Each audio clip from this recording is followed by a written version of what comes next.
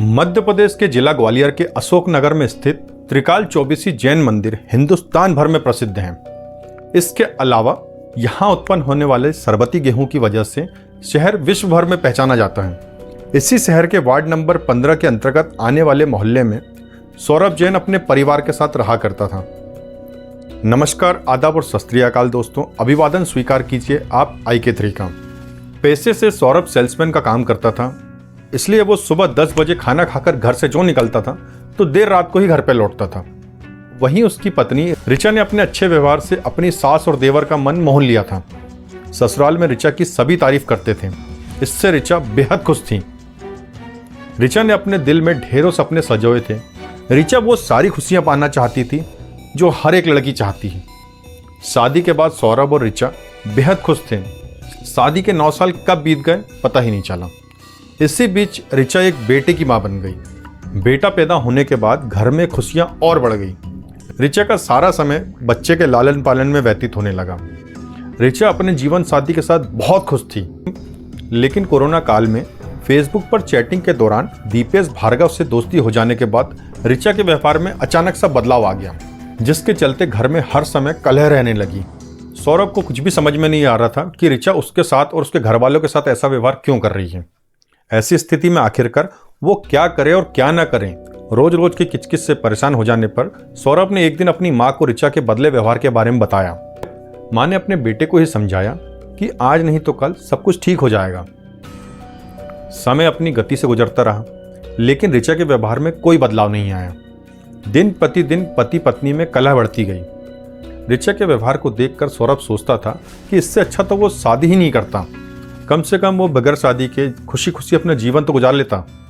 27 वर्षीय ऋचा जैन बालाजी धाम कॉलोनी में रहने वाले 35 वर्षीय सौरभ जैन की पत्नी थी।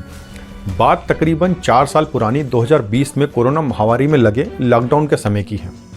उसी दौरान ऋचा की विदिशा में रहने वाले दीपेश भार्गव से फेसबुक पर चैटिंग के दौरान दोस्ती हो गई थी। ऋचा के कहने पर एक दिन दीपेश भार्गव ऋचा से मिलने के लिए अशोकनगर आ गया। ऋचा के बात करने के लहजे और उसकी खूबसूरती से वो बहुत प्रभावित हो गया। ऋचा पर अपना प्रभाव जमाने के लिए गजब के चालाक दीपेश ने खुद को एक बड़े रईस परिवार से ताल्लुक रखने वाला बताया। उसने अपने पिता का विदिशा में बहुत बड़ा इलेक्ट्रॉनिक शोरूम होना भी बताया। दीपेश ने ऋचा को अपनी बातों के जाल में फंसाकर अपना दोस्त बना लिया। जैसे जैसे समय गुजरता गया, ऋचा और दीपेश की सोच में बदलाव आता गया। धीरे धीरे उनकी दोस्ती प्यार में बदल गई। दोस्ती और प्यार तक के तो ठीक था, लेकिन दोनों के कदम मर्यादा की दीवारों को लांघ चुके थे। उनके बीच शारीरिक संबंध बन गए थे। हालत बिगड़ना तब शुरू हुआ जब दीपेश ऋचा से मिलने के लिए उसके घर भी आने लगा और वहां रुकने भी लगा। अभी तक तो ऋचा और दीपेश के संबंध सौरभ और उसके घर वालों से पूरी तरह छुपे हुए थे, क्योंकि ऋचा ने ससुराल वालों को दीपेश को अपना मुंह भोला भाई बताया था। सौरभ का बेटा भी दीपेश को मामा कहता था, इसलिए शुरुआत में दीपेश की खूब आवाभगत हुई। इसी रिश्ते की आड़ में पति की गैर मौजूदगी में मौका मिलते ही ऋचा और दीपेश अपनी हसरतें पूरी कर लेते हैं, क्योंकि सौरभ और उसके घर वालों के मन में ऋचा के प्रति अविश्वास जैसी कोई बात ही नहीं थी। हालांकि रिश्तों के विश्वास के मामले में सौरभ अपने ही घर में पत्नी से खुद धोखा खा रहा था। कहते हैं ना, इश्क और मुझको छुपाए नहीं छुपता। एक दिन सौरभ ने ऋचा और दीपेश को आपत्तिजनक स्थिति में देख लिया तो उसने ऋचा को जमकर लताड़ा और उससे ऊंच नीच समझाई। मौके की नजाकत को समझते हुए ऋचा ने दीपेश से अपने सारे रिश्ते खत्म करने की बात कहते हुए झूठी कस्में भी खा ली और वादा किया कि आइंदा से ऐसा कुछ नहीं करेगी। लेकिन वो इस कसम पर ज़्यादा लंबे समय तक कायम नहीं रह सकी। कस्में और वादे तो एकमात्र दिखावा थे। बात आई और चली गई। इधर ऋचा और दीपेश का प्यार परवान चढ़ा तो ऋचा का मोह अपने पति से पूरी तरह से भंग होने लगा। इतना ही नहीं, उसने पति के साथ बेवफाई कर डाली। ऋचा ने घर से भागकर लिविंग रिलेशनशिप में रहने का फैसला कर लिया। 31 मार्च 2022 को मौका मिलते ही ऋचा अपने 8 वर्षीय बेटे को अपने साथ लेकर अपने प्रेमी दीपेश के साथ ससुराल से भाग गई। तकरीबन 2 महीने तक ऋचा और दीपेश लिविंग रिलेशनशिप में रहे। एक दिन अचानक ऋचा ने अपने पति सौरभ को फ़ोन करके कहा, तुम्हारी बहुत याद आती है। वहीं तुम्हारा बेटा सौरभ भी तुम्हारे पास जाने की बहुत जिद करता है। उसे दीपेश के पास रहना बिल्कुल भी अच्छा नहीं लगता। मैं और तुम्हारा बेटा तुम्हारे पास वापस लौटना चाहते हैं। भोला भाला सौरभ अपनी फरेबी पत्नी के शैतानी दिमाग में मच रही साजिश को बिल्कुल भी नहीं समझ सका, बल्कि ऋचा के अंदर आए इस बदलाव से वो काफ़ी खुश हुआ। कोमल दिल के सौरभ ने पत्नी को माफ कर दिया और एक नए तरीके से जिंदगी शुरू करने का ख्वाब देखने लगा। वो अपनी पत्नी और बेटे शौर्य को दोबारा अपने साथ रखने को तैयार हो गया। ऋचा के प्रेमी के पास से लौट आने के बाद सौरभ सोचता था कि अब सब कुछ पहले की तरह हो जाएगा, मगर ऐसा कुछ भी नहीं हुआ। ठीक होने के बजाय घर में कलह और बढ़ गई। रोज रोज कलह से परेशान होकर सौरभ ऋचा के दबाव में घर वालों से नाता तोड़ने के लिए तैयार हो गया। उसने अशोकनगर में ही एक किराए का कमरा ले लिया। वहाँ कुछ दिन रहने के बाद उसने उस कमरे को छोड़ के दूसरे मोहल्ले में एक और कमरा लिया। जब वहाँ पे भी खुश ऋचा नहीं रह पाई तो उसे तीसरे मकान में रहना पड़ा।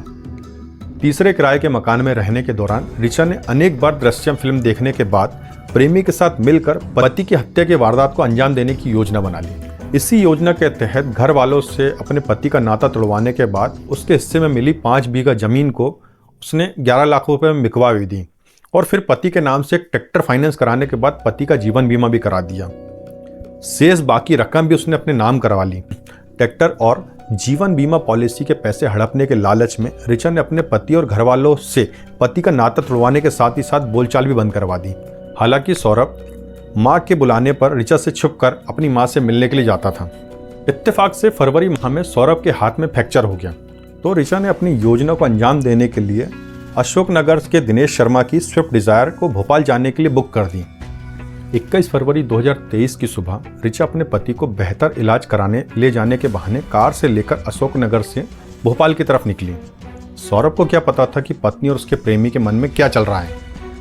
खतरे से अनजान सौरभ ने सहज भाव से भोपाल जाने की हामी भी भर दी। जैसे ही कार विदिशा से शमशाबाद स्थित कोलुआ गांव में पहुंची, ऋचा ने ड्राइवर को यह कहते हुए कार रोकने के लिए कहा कि हम लोगों ने अब भोपाल जाने का इरादा बदल दिया है। आज सिरोंज में रुकने के बाद दूसरे वाहन से कल भोपाल जाएंगे, इसलिए तुम अपने पैसे ले लो और अशोकनगर वापस लौट जाओ। पैसे लेकर ड्राइवर के जाते ही ऋचा और उसके प्रेमी सौरभ को सुनसान जगह पर लेके गए। फिर दोनों ने बड़ी बेरहमी से सौरभ का पत्थर से सिर कुचल दिया और उसे मौत के घाट उतार दिया। इसके बाद सौरभ की लाश विदिशा जिले के शमशाबाद की एक खंती में फेंक दी। इसके बाद ससुराल वालों को बिना बताए वो प्रेमी के साथ लंबे समय के लिए उज्जैन, अयोध्या, खाटू श्याम और शिरडी की तीर्थयात्रा पर निकल गई। तीर्थयात्रा से लौटकर वो अपने प्रेमी के साथ सरोंज में रहने लगी। कुछ समय बाद ऋचा के माता पिता भी उन लोगों के साथ रहने लगे। ऋचा ने 5 जून को बोगस पंचनामा और मृत्यु प्रमाण भी बनवा लिया। 5 महीने बाद घर वालों को सौरभ की मौत का पता उस वक्त चला जब 10 जुलाई 2030 को अपने बेटे शौर्य की टीसी लेने के लिए पति का मृत्यु प्रमाण लेकर वो स्कूल पहुंची। जब टीचर ने ऋचा के बेटे की अचानक टीसी निकालने की वजह पूछी तो ऋचा ने बताया कि शौर्य के पिता का एक्सीडेंट हो जाने से उसका निधन हो गया है, इस वजह से हम टीसी चाहते हैं। वो टीचर सौरभ के घर के बगल में ही रहती थी, इसलिए उसे ऋचा की बात पर भरोसा नहीं हुआ। उसने ऋचा से कहा कि टीसी आपको कल मिलेगी। स्कूल से लौटने के बाद शिक्षिका ने सौरभ की माँ को बताया कि आज सौरभ की पत्नी ऋचा स्कूल आई थी और बता रही थी कि सौरभ का एक्सीडेंट हो जाने से उसकी डेथ हो गई है। ये सुनते ही सौरभ की माँ सन्न रह गई।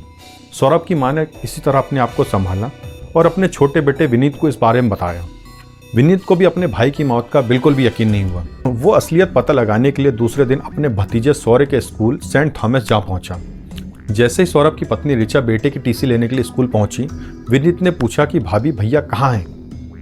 ऋचा ने बेझिझक होकर बताया कि 21 फरवरी 2023 को एक्सीडेंट में उसकी मौत हो गई है। भाभी के मुंह से यह सुनकर विनीत दंग रह गया। उससे ज़्यादा बहस करने के बजाय विनीत ने अपने रिश्तेदारों को इकट्ठा किया और सीधे अशोकनगर के एसपी से मिलने के लिए उसके कार्यालय में जा पहुंचा। विनीत ने एसपी को बताया कि सर, मुझे पिछले 5 महीनों से अपने बड़े भाई के बारे में कुछ भी नहीं पता चल रहा है। मुझे अपने भाभी और उनके प्रेमी दिनेश भार्गव पर शक है कि दोनों ने मिलकर उनकी हत्या कर दी है। एसपी ने मामले की गंभीरता को देखते हुए जल्द से जल्द एक टीम का गठन किया और ऋचा और उसके प्रेमी को गंज बासुदा में गिरफ्तार कर लिया। उनसे जब थाने में पूछताछ की गई तो पूछताछ के दौरान ऋचा और उसके प्रेमी ने एक नहीं कई तरह के झूठ बोले। उनमें से सबसे बड़ा झूठ तो ये बोला कि सौरभ की हत्या करने के बाद उसके शव के टुकड़े टुकड़े करने के बाद बालाजी कॉलोनी की छत पर हम लोगों ने जला दिया। लेकिन पुलिस की पड़ताल के दौरान उक्त स्थान पर शव जलाने के कोई सबूत नहीं मिले। फिर ऋचा के प्रेमी ने बताया कि सौरभ का अंतिम संस्कार अशोकनगर के एक शमशान घाट में किया गया है। पुलिस द्वारा शमशान घाट का रिकॉर्ड चेक किया गया, मगर सौरभ का नाम शमशान के रजिस्टर में दर्ज नहीं था। पुलिस ने दीपेश भार्गव के द्वारा बताई कहानी पर भरोसा न करके विदिशा, सागर और गुना में 21 फरवरी से 23 मार्च के बीच मिली जितनी भी लाशों के संबंध में वायरलेस पे पुलिस को मैसेज भेजा। इस पर शमशाबाद पुलिस ने बताया कि 23 फरवरी को किसी युवक का शव मिला था। वो फोटो सौरभ के भाई को दिखाया तो फोटो देखते ही शव की शिनाख्त बड़े भाई सौरभ जैन के रूप में कर दी गई। शव की शिनाख्त होने के बाद पुलिस ने दोनों से दोबारा पूछताछ की, लेकिन इस बार पुलिस ने बहुत सख्ती बरती। जब पुलिस ने सख्ती की तो दोनों टूट गए और दोनों ने हत्या की बात कबूल कर ली। पुलिस ने ऋचा और दीपेश के खिलाफ सौरभ की हत्या का मामला दर्ज करके अदालत में पेश किया और वहां से दोनों को जेल भेज दिया गया। सातिर दिमाग ऋचा और दीपेश भार्गव को उम्मीद थी कि सौरभ की हत्या पहेली बनकर रह जाएगी। सातिर दिमाग ऋचा और दीपेश भार्गव को उम्मीद थी कि सौरभ की हत्या पहेली बनकर रह जाएगी और सच कभी भी सामने नहीं आ पाएगा। अब चूंकि लाश ही नहीं मिलेगी इसलिए हम लोग पकड़े नहीं जाएंगे, मगर पुलिस की सूझबूझ और परिवार वालों की जागरूकता से सच सामने आ गया। दोस्तों, ये थी क्राइम चौपाल की एक खास रिपोर्ट। वीडियो अगर आपको पसंद आता है तो हर बार की तरह इस वीडियो को लाइक भी करें, चैनल को सब्सक्राइब भी करें और अपने मिलने वालों तक इस चैनल को शेयर भी करें। दोस्तों, आपका दोस्त आपका होस्ट अपने शब्दों को विराम देता है, लेकिन उससे पहले आपसे निवेदन करता है कि वीडियो अगर आपको पसंद आता है, वीडियो में जो भी कमियां होती है, जो भी अच्छाइयां होती हैं, तो प्लीज़ हमें कमेंट बॉक्स में ज़रूर बताएं। और साथ ही साथ ये भी बताएं कि आप किस शहर से, किस देश से, किस जगह से इस वीडियो को देख रहे हैं। आपका दोस्त आपका होस्ट अपने शब्दों को विराम देता है दोस्तों, और जल्दी मिलते हैं एक नई कहानी के साथ। तब तक अपना ध्यान रखिए। जय हिंद, जय भारत।